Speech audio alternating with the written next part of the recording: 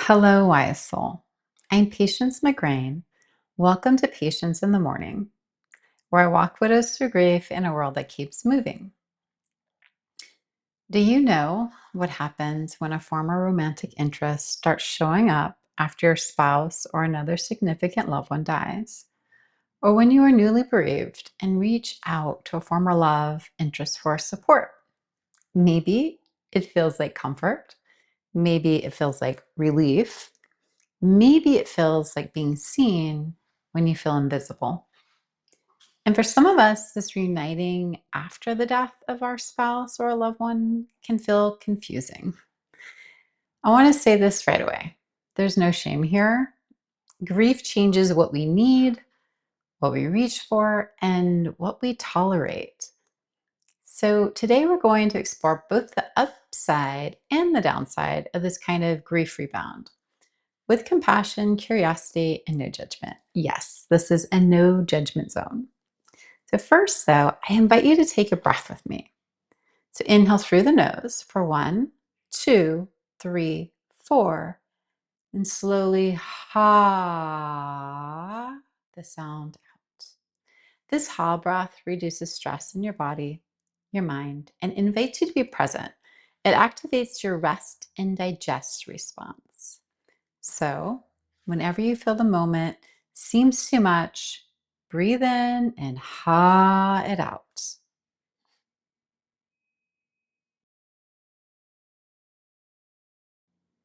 When grief is fresh, our heart often reaches for the opposite of what hurts.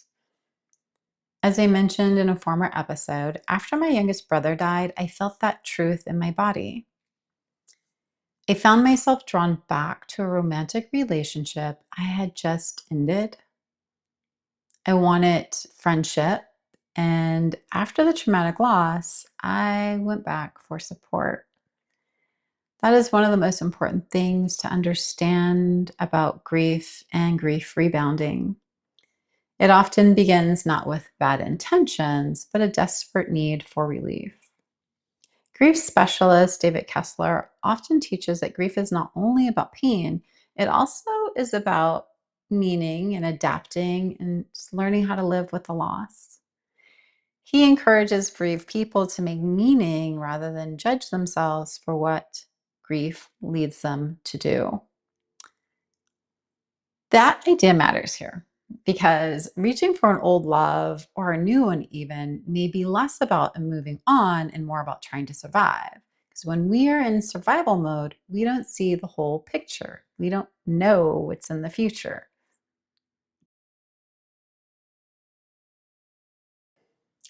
Let's talk first about the upside of grief rebound, because there can be a former or new familiar love interest who sometimes feels like a safe place to land. This can be like a familiar voice in a disorienting time of your life.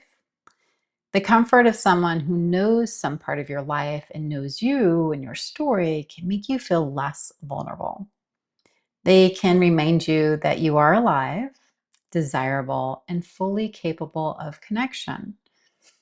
Brene Brown's work reminds us that vulnerability is not weakness, it is the birthplace of connection and courage. So, when a newly brave person reaches towards someone familiar, there may be some real bravery in that choice. There can also be a very human comfort in already being known by somebody, even just a little bit. So, former love may help you remember who you were before the illness, before the death, or your caregiving season. They may not require you to explain every part of your grief or your past. They may offer tenderness when your nervous system feels starved for touch and reassurance.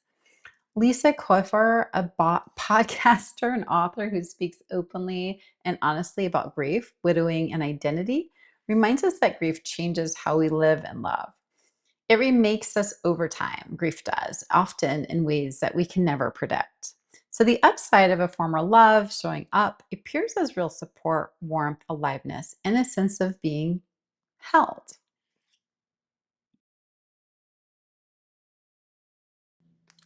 So, there is a downside to grief rebound.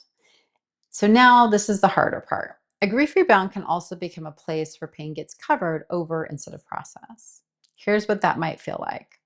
You feel calmer when you are around them, but panic when you are alone.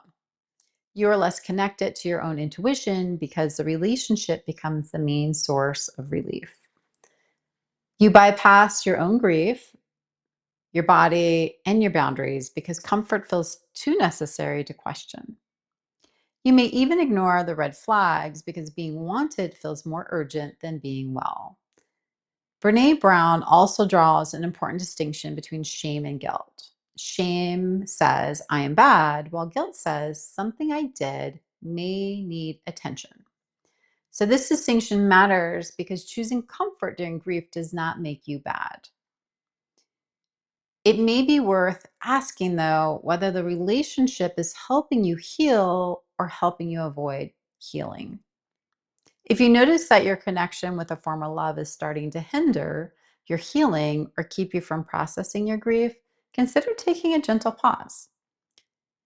That might mean creating some space for yourself, reaching out to a trusted friend, joining a support group, finding a counselor, or simply giving yourself the permission to slow down and reflect. Remember, it is always wise and brave to seek support or step back if something feels misaligned with your well being. Have you ever listened to Esther Perel? I think it's useful here. She often explores the tension between desire, attachment, and the stories we tell ourselves about connection. She writes and talks about how in grief, desire can become tangled with rescue, familiarity, and the wish to escape emotional pain. So the downside is not that love appears, the downside is that relief can be mistaken for love.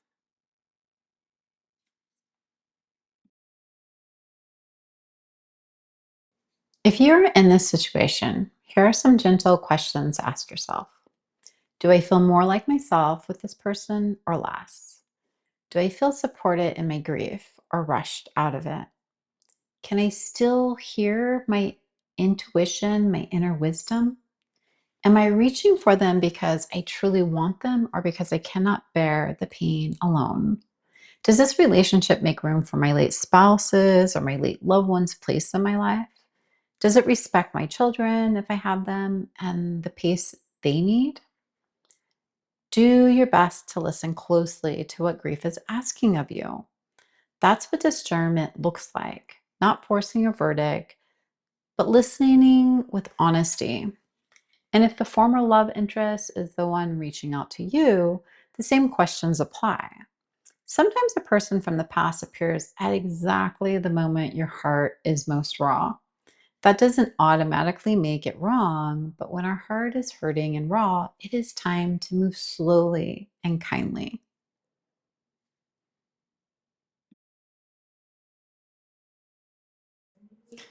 If you have children, this becomes even more delicate. Your children are grieving too, and they need to know that they are still emotionally safe with you.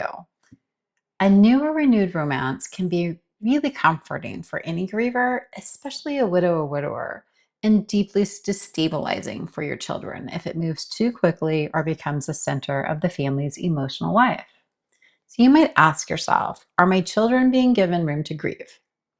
Am I using this relationship to fill a hole that needs more time, support, or rest? Am I still their primary anchor, or has my need for comfort started to pull me away from my children? Your children need a parent who is grieving and present, not perfect, yet present. So if romance is entering the picture, it's wise to slow down and stay close to your kids' needs as well as your own needs.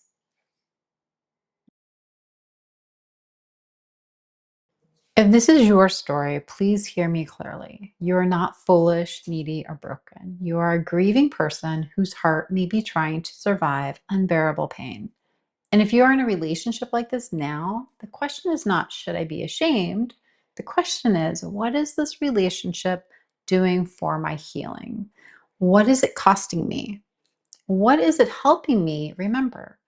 That is where inner wisdom lives, not in shame, not under pressure, not in other people's opinions, yet in your own quiet truth.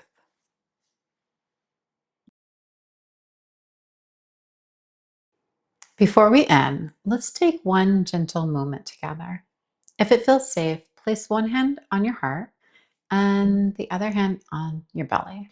Soften your shoulders, soften your jaw. Maybe close your eyes if it's safe and notice what is happening in your body right now. Do you feel tight, warm, shaky, numb, maybe settled? I invite you to take a slow breath in through your nose and then make that ha sound on your way out. Inhale and exhale. Ha. One more time. Inhale and exhale. Ha. Maybe whisper to yourself, I'm allowed to move slowly. I'm allowed to trust what is true. I do not need to rush my healing. Thank you for trusting me with your grief and being here with me on Patience in the Morning, where I walk with widows through grief in a world that keeps moving. There is no shame in grief rebound. There's only the chance to learn, to listen, and to choose what truly supports your healing. If you found this episode a little helpful, please share it with another griever. Until next time.